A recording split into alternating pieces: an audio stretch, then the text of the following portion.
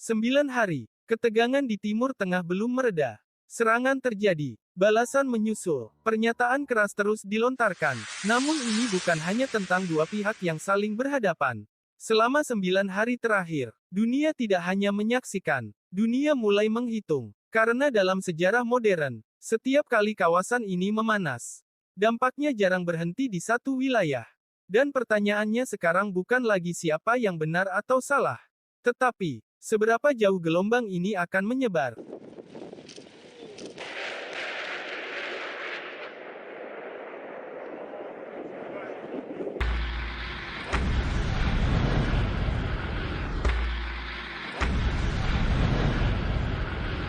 Dalam sistem global yang saling terhubung, ketidakpastian adalah musuh terbesar pasar.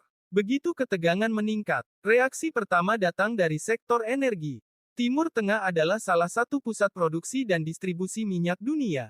Sebagian jalur energi global melewati kawasan yang kini berada dalam tekanan. Dan pasar tidak menunggu kepastian. Harga mulai bergerak, investor mulai bersiap, spekulasi meningkat. Karena jika jalur pasokan terganggu, meski hanya dalam waktu singkat, dampaknya bisa menjalar ke seluruh dunia. Ketika harga energi naik, biaya transportasi ikut naik, biaya produksi meningkat, harga barang perlahan terdorong. Rantai yang terlihat sederhana, namun efeknya luas. Negara-negara pengimpor energi mulai waspada. Bukan karena mereka terlibat secara militer, tetapi karena ekonomi mereka terhubung. Ketika ketidakpastian meningkat, uang cenderung berpindah. Investor global mencari tempat yang lebih aman. Emas dilirik, mata uang kuat menguat, pasar negara berkembang mulai merasakan tekanan.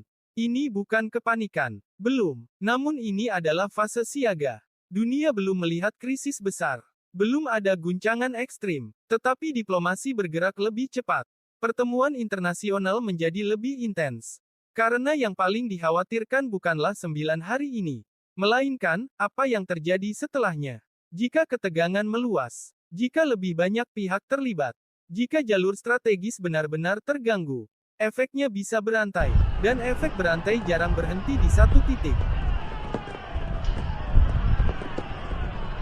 Lalu bagaimana dengan Indonesia? Secara militer, tidak terdampak langsung. Namun secara ekonomi, potensi dampaknya nyata. Indonesia masih terhubung dengan sistem energi global.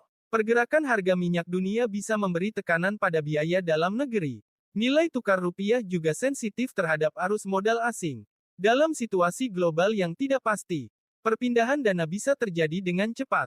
Namun hingga hari ke-9 ini, dampaknya masih dalam tahap awal.